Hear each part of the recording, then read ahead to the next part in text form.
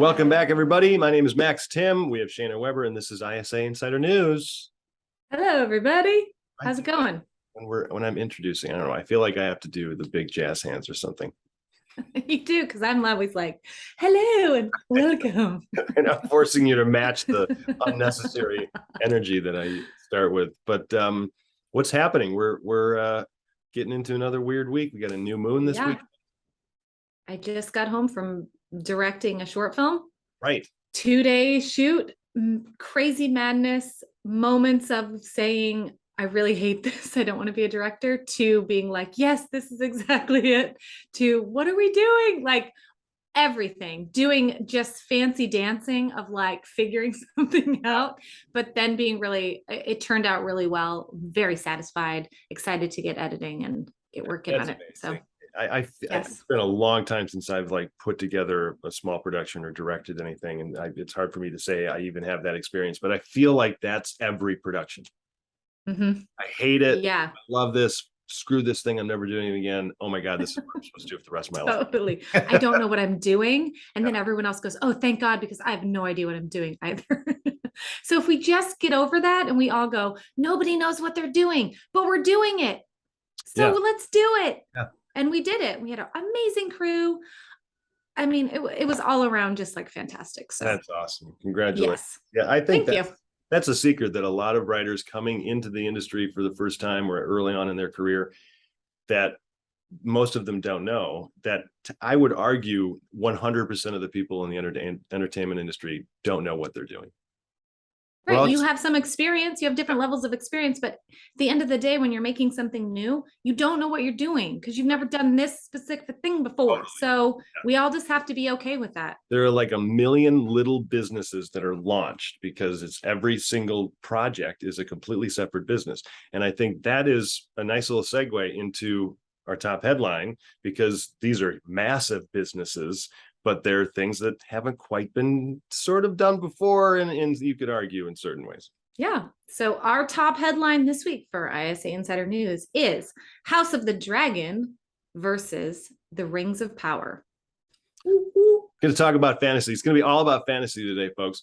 Going to be a relatively short episode, but this article that we're sharing, it's from CNBC.com, so it's not from our ISA Insider, but there are a lot of articles that you can be reading about this whole, end of the summer launch of House of the Dragon, Game of Thrones versus Lord of the Rings and the Rings of Power. I'm exceptionally, nervously excited about Rings of Power because I'm a massive Lord of the Rings fan. I have all my books.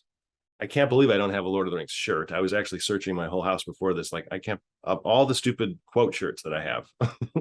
But then, of course, with Game of Thrones. And I think what this article is really pointing out is, like, if you really read into it, the different business plans that all of these major corporations have, because HBO and Warner Brothers, or I should say Warner Brothers and Discovery, have a much different business plan than Amazon. And what, like, Amazon is going to be spending upwards to or even more than $1 billion over the course of this next 5 seasons for Rings of Power, which is insane, completely ridiculous.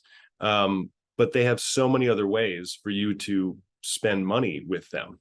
And Warner Brothers and Discovery doesn't have that. And so that's a lot of what the article's talking about. What's at stake for both of these companies. And the stakes are still massive.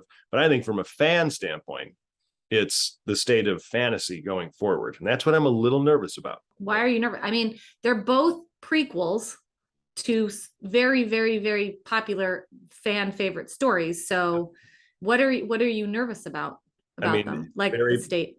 Very basically, if they're pieces of junk, then it's going to die. We're in trouble, Yeah. Especially because there are a ton of other fantasy projects coming out, which we'll hit in a little bit later. But I mean, there's one mentioned just in the article about Willow and how that was a 19 fantasy project that was through Disney, and Disney Plus is coming out with that. But I mean, Disney Plus has kind of perfected the fantasy genre, and I don't think the genre is ever going to go away.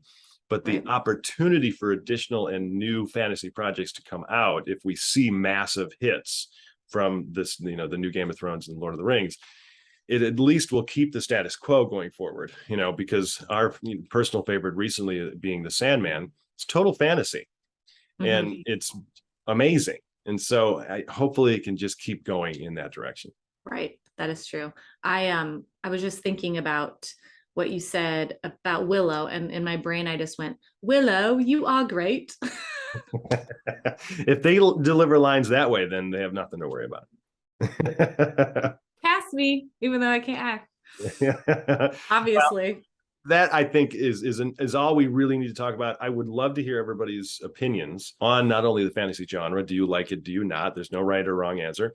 And then, of course, which show are you most excited to watch? House of the Dragon or the Rings of Power? Or are you in the Sandman? Like, there's the one that already started. Let's not forget about that one. And So yeah, what's your flavor? that's a really good point. And I think it's a nice segue into this week in ISA Insider. Let's get into that next segment because we're highlighting an article called What Makes a Character Memorable.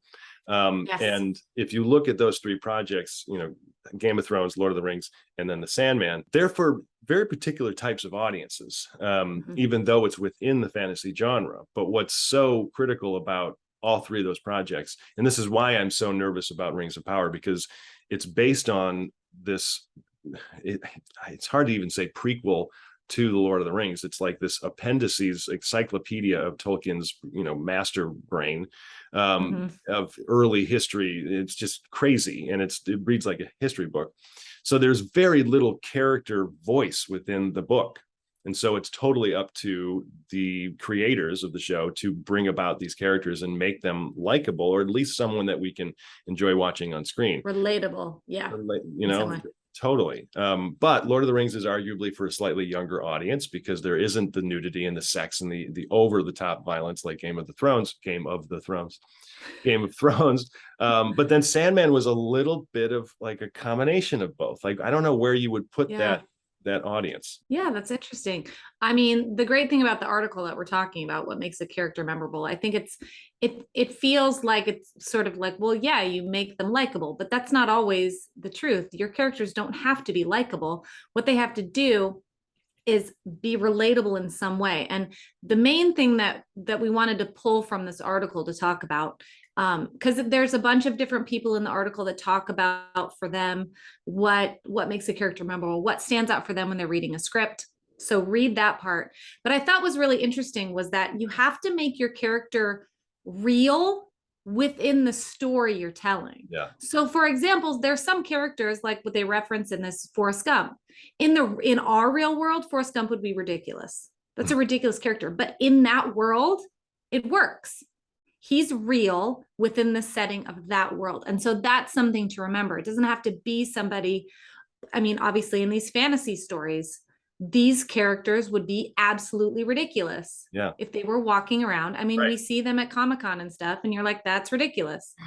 But in that world, they make sense and it fits. That's kind of like the main thing we really liked from that. I think, it's a really great point. And I think it's a great article to read because there are a bunch of different creative people giving their opinions on what makes for a great character. And there's so many different answers, which there should be. There should not be just one answer. Here's exactly what you should do because it's completely relative to the project that you're writing.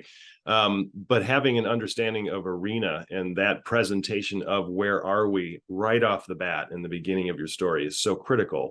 Because if you saw Albus Dumbledore walking around the office, it'd be like, what's happening? This what kind of gimmick is this? That should be relatively innate and inherent, in us anyway. But it's something this all needs to be front of mind stuff. So it's a really good article. It's nothing, you don't have to think too hard. It's just one of those articles that gives you nice, solid advice. You save time watching interviews after interview, and you just get it all in there. Yeah, right. Yeah. Yeah.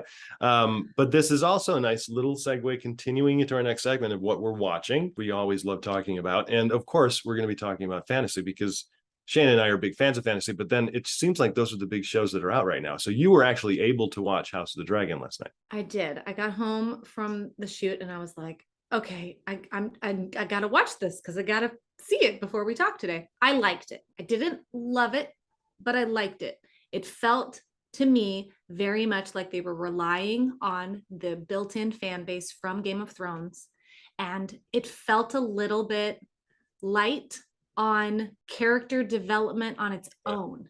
Yeah. It felt like it was hanging on this idea that you would be invested already So I'm very interested to see where they go and how they build on these characters. It was a little bit confusing because you're going, okay, this is 200 years before. So it was a lot of thinking. And I think that was my main problem is I had to think, and I'm still confused about the timeline of, okay, Daenerys, how is she related to this girl? And like that, you know what I mean? Like the family lineage. Can somebody please do an article where they just put the family tree so that I can like rest my brain? Can we just do that? Yeah, that was the main thing for me. I was confused. I also, Game of Thrones was very sexual. I don't really think they need that so much in this. And I think they went to that place. And honestly, I was just kind of like, I've seen that already. Like, can we do something different? Do I need to see this guy having sex in a room full of women who are the whores or whatever they are? Like, do I need to see that again? Can we do something else? I agree. I don't know. It takes time away from what this article that we were just talking about allows us to do in terms of, developing great characters. That's one thing with Sandman, which was so interesting because they spent time, and there are so many characters in Sandman, but they spent just enough time to let us know who these people are. Here's what they're dealing with. Here's what they desire, why they can't have it, what their personality and take and perspective is, on the world around them. And then boom. And ironically, they didn't really do that with Sandman. He's just the pilot. He's just trapped. We get a sense of his world and what he's, capable of, but only a little bit. And actually they force us to fall for the people that are around him. So I just think it's a brilliant take as far as Sandman goes, but this is what Game of Thrones eventually started to not do enough of in the latter seasons. It was almost all flipping to plot. How do we close this out? And then some of the character decisions the decisions the characters were making just felt like, oh man, it's just to move plot forward. But whatever, I'm still extremely excited to watch it. However, I was not able to because of HBO Max having and I Googled it right away, and millions of people were having the issue of the app crashing. So I wasn't able to watch it, but it gave me a chance to watch the last 3 episodes of season 3 of Umbrella Academy. This show is so great. It is so good. It's one of my favorites. And I would say it's definitely leaning toward fantasy, with, of course, superhero action, but it's very fantastical. And the time travel element that they're implementing is like, oh my God, it's just fantastic. So I was able to finish that. I've got to get into House of the Dragon, but September 1st, or is it September 2nd? September 2nd is Rings of Power. So that is what we will be talking about very shortly. Very shortly. Yes, the only last comment I'm going to say about the House of the Dragon is honestly, my first reaction was like, here's a bunch of actors in blonde wigs. It really threw me off until I got into it. But by the end, I was more invested, and I was like, okay, I've acclimated to this. And they play the theme song of Game of Thrones in like a new way. And it was just sort of like, it sort of pulls you in. So I think you'll get suckered in by the end of the first episode, which I did. And I'm excited to see where it goes. I'm excited. I mean, come on, dragons. Yeah, I know. And the dragons are cool. Yeah. All right, moving over to the Twitter verse. We'll just say Twitter verse because we don't have a Twitter question time. We're not going to do anything like that. We're just going to be highlighting my snarky Twitter post last night to HBO Max and Mr. Zaslav over at Warner Discovery, saying maybe you should try testing out your app before you launch the biggest show of your career. You tell them.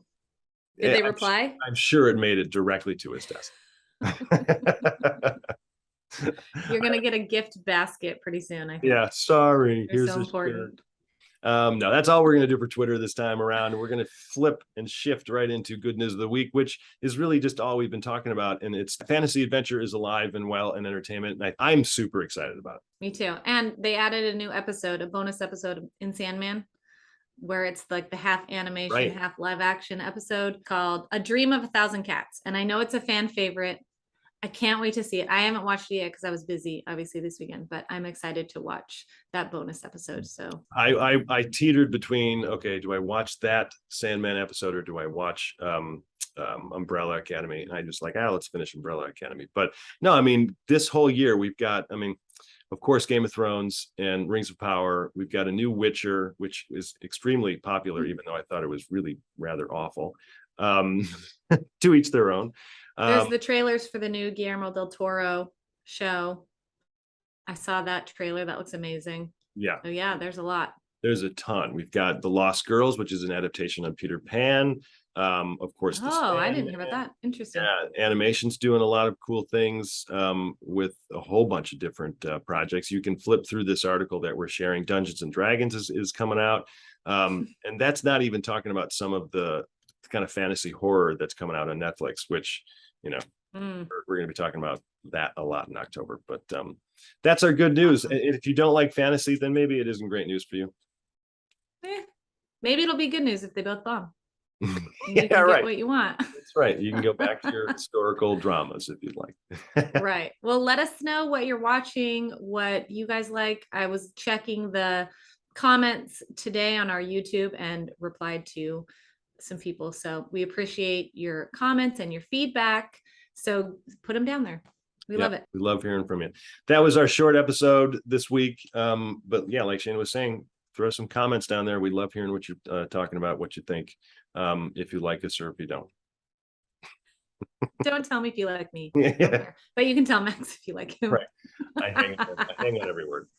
All right, everybody. That is our show for the week. We will see you next week, and enjoy the rest of your summer. It's just about over. All righty. See everybody next time.